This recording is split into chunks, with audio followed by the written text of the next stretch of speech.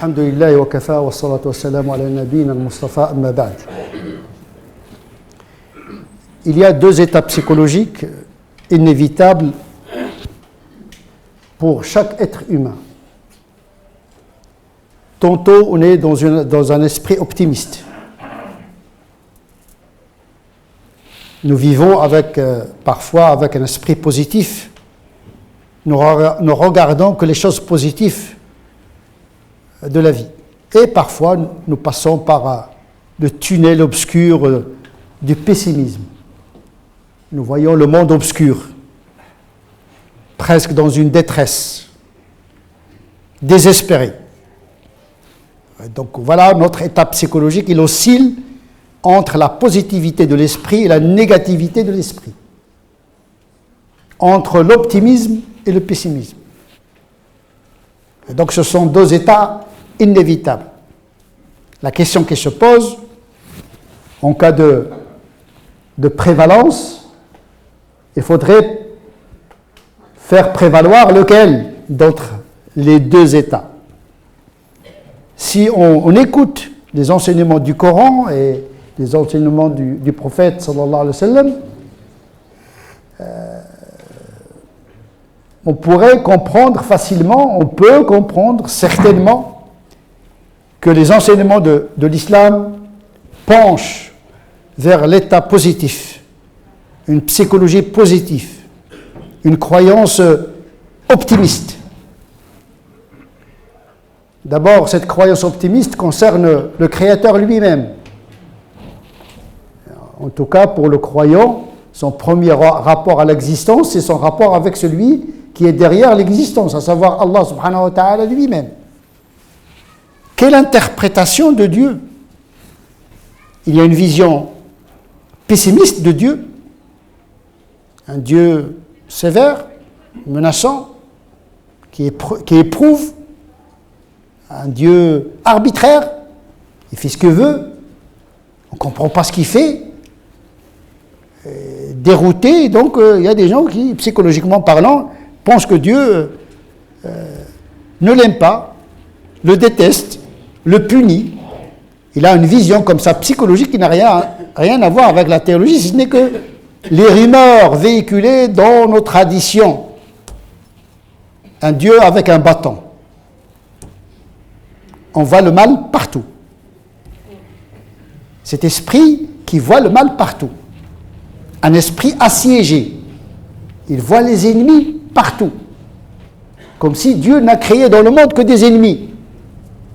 Non, il a fait un ennemi qui est Shaitan, mais au-delà de ça, ne multiplions pas mentalement les ennemis. Parce que Dieu n'a pas créé le mal absolu. Par contre, il a créé le bien absolu. Et le mal égale absence du bien. Il n'a pas de réalité réelle, le mal. C'est un vide, le mal. On a déjà traité cette question du rapport entre le bien et le mal. Quand il y a le bien, le mal disparaît. Et quand le bien disparaît, eh bien c'est le mal qui prend sa place. En réalité, le mal n'a pas une réalité originelle, ontologique. C'est un accident qu'est le mal. Et donc il s'agit d'un Dieu qui a créé le monde parfait et perfectible. Un Dieu bon, dont la miséricorde l'emporte et de loin de sa colère. Sa colère, c'est un attribut d'acte. Dieu ne reste pas en permanence en colère. Par contre, il est en permanence dans la miséricorde. Il viendra un moment, le jour du jugement dernier, où cette colère va s'éteindre définitivement. Parce que la colère n'est pas un attribut ontologique. Par contre, la miséricorde, c'est un attribut ontologique. Il est lié à l'essence de Dieu lui-même. Donc, il est éternel. Et donc, il y a une vision optimiste de Dieu. Et même dans le destin. Quand le Coran dit aux primo-musulmans, lorsqu'ils sont dans une situation de difficulté, il leur dit, vous pensez que c'est le mal. Mais c'est un mal qui enveloppe le bien. Vous enlevez l'enveloppe et vous allez trouver le bien dedans. Le mal, il s'évapore. Il n'a pas une consistance. Et le mal, il t'indique le bien. C'est un moyen, mais il n'est jamais un but ultime des phénomènes. تحسبونه شرا لكم بل هو خير لكم. Il se peut que dans le mal, il y ait du bien. Tout dépend comment on accueille ce mal-là. Si on a un esprit positif, on pourrait convertir le mal à notre avantage. Toute situation n'est pas un mal absolu. C'est vrai que la douleur du moment est intense. C'est comme les médecins. Vous savez, la guérison passe parfois avec une piqûre qui fait mal. Et ce n'est pas la piqûre qui compte. C'est-à-dire que cette douleur, elle porte en elle-même quelque chose. Et ce quelque chose, il dépend de notre interprétation des événements. C'est pourquoi il y a l'iman bil qadar. C'est pourquoi l'islam il a intégré dans les 6 piliers la foi en le destin. Parce que ça apaise l'esprit et qui permet aux musulmans d'affronter le destin par un autre destin, mais de manière sereine.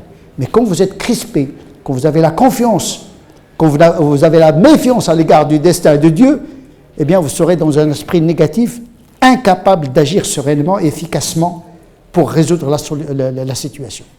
Donc l'iman bil qadar, c'est comme quelqu'un qui admet qu'il est malade pour mieux affronter la maladie. Mais celui qui dénigre la maladie, il aggrave le mal. Celui qui n'accepte pas son destin, il ne peut pas le changer. Il faut accepter la situation pour mieux la transformer. Et donc l'acceptation, la satisfaction de l'qadar, pas pour approuver un qadar négatif, mais pour avoir la force et l'énergie positive pour pouvoir le transformer. Je suis à l'image de ce que pense de moi mon serviteur. Si tu as le droit de choisir ton Dieu. Si tu penses que Dieu est méchant, tant pis pour toi, parce que c'est toi qui vas payer le prix, parce que tu vas vivre avec une idée qui est fausse, négative, et qui va te procurer beaucoup de souffrance. Pense du bien de Dieu. Tafa'al bil khair tajidu. Ana 'inda dhanni 'abdi. Tout est mental en réalité, parce que parfois les gens souffrent de rien. Ils ont l'art de souffrir de rien. Et donc la aqidah c'est très important. La aqidah c'est un soin. Et le soin de la aqidah c'est d'avoir une vision positive de Dieu et des événements, pas pour accepter tous les événements, mais avoir la force de les changer lorsqu'ils sont à notre désavantage. Aussi, il ne s'agit pas d'un Dieu qui châtie. Dieu n'a pas créé l'humain pour le châtier. Le châtiment, c'est une peine transitoire. Ce n'est pas perpétuité. Il n'y a pas de peine perpétuelle avec Dieu. Même l'enfer n'est pas perpétuel. Il n'y a pas de perpétuité dans la peine. Parce que la peine, elle est pédagogique, elle est purificatrice. Pour restaurer ce qui a été altéré dans notre nature. Il y a toute une philosophie de la peine en islam. La prison, pourquoi les peines dans ce bas monde, les peines dans le delà. Il y a une vision derrière tout cela.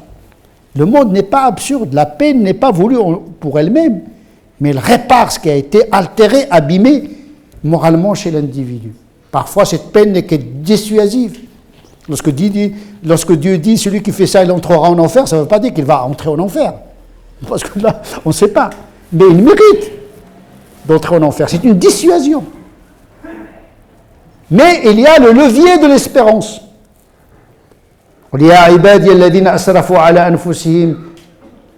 Dit, ô mes serviteurs qui ont désespéré d'eux-mêmes, ne désespérez pas de Dieu, il pardonne tous les péchés.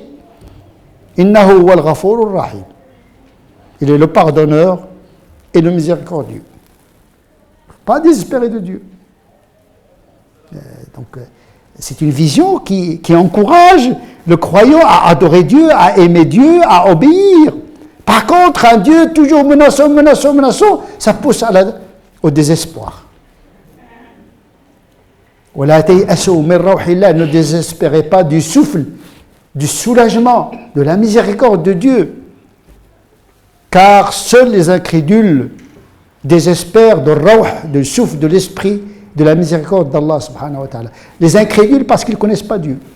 Donc le musulman, il peut être un incrédule d'une certaine manière parce que il a une mauvaise perception de Dieu. Donc c'est très important d'avoir une vision optimiste de Dieu et de son action dans le monde. Ça soulage, ça donne l'énergie, ça permet à l'individu de contribuer à son propre destin. Mais il y a également une autre relation. Après la relation au Créateur, il y a une relation avec les hommes. Est-ce que les hommes sont créés ontologiquement mauvais ou ontologiquement bons? Nous avons une théologie qui nous informe, des textes qui nous informent que l'homme est créé bon. Qu'il soit juif, chrétien, athée, à l'origine, tous les humains sont bons. Le mal, il vient comme un accident. Donc à l'origine, l'homme est bon. Donc notre relation avec les autres, c'est une relation de confiance. Sauf un indice contraire. On dit la bonne foi. Même en termes du droit, ça s'appelle la présomption d'innocence, tout simplement. Les hommes sont innocents. On ne peut pas construire notre relation au monde avec un esprit de méfiance et d'accusation. Sinon, il n'y aura pas de commerce, pas de diplomatie, pas de vie conjugale. Sans la confiance, rien ne peut marcher dans le monde. Et dès que le pessimisme, la méfiance s'installe dans un foyer, dans une communauté, dans une société, dans une humanité, eh bien c'est le désordre qui prend place. Donc, l'optimisme, la lecture optimiste de l'être humain, elle a un effet pratique dans la relation avec l'autre. C'est innocence primordiale. Et le Coran met en garde contre dhann. Il interdit le fait d'accuser les intentions des uns et des autres. Il y a deux interprétations. Il y a une forme de dhann qui est mauvaise. Ça, c'est la première interprétation. La deuxième interprétation, une infime partie, une partie de dhann, c'est-à-dire le dhann partiel, c'est une faute. Voilà, il y a deux interprétations. En tout cas, on ne peut pas construire un monde, on ne peut pas agir dans le monde avec une vision qui voit le mal partout. Comme celle de Hobbes, qui considère que l'homme est le loup de l'homme. D'abord, c'est une insulte pour l'homme et pour le loup. Le loup, le pauvre, il ne fait pas de faute, il n'agresse pas un autre loup. Hein. Vous n'allez pas voir un loup qui est en train de tuer un autre loup. Hein. Il tue les gazelles, etc. Bon. Et donc, c'est une vision pessimiste. Comme Schopenhauer, il y a des philosophes du pessimisme existentiel. C'est des gens qui ont construit une philosophie sur une psychologie négative, qui est contraire à notre théologie. Voilà.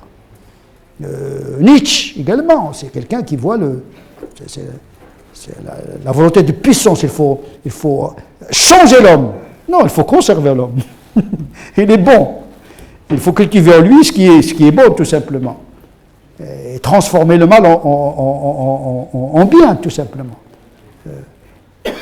Et donc, la relation avec l'autre, c'est avoir une vision optimiste de l'être humain en général, sauf exception. Et non pas le contraire. C'est-à-dire, tous les hommes sont mauvais, sauf exception. Une vision, je dirais, théologique qui considère qu'à cause du péché originel, nous sommes par essence mauvais. Il y a une lecture. Je ne vais pas nommer de religion ici, par respect. Mais il y a des religions qui considèrent que l'homme est mauvais dès le départ, à cause de ce péché originel qui se transmet de génération en génération. En islam, non. Le péché ne se transmet pas, la taziru waziratun wizra ukhra, et que l'homme, il est né bon dès l'origine, et doit découvrir en lui cette bonté originelle tout simplement. Et c'est ça qui structure le rapport du musulman à Dieu et aux autres. Mais avec une vigilance de l'esprit, parce qu'on a... Le mal, il peut être extrême, mais il n'est jamais radical. Il n'est jamais radical, il n'est jamais ontologique. Le troisième niveau de l'optimisme encouragé par les textes, c'est comment gérer sa propre vie.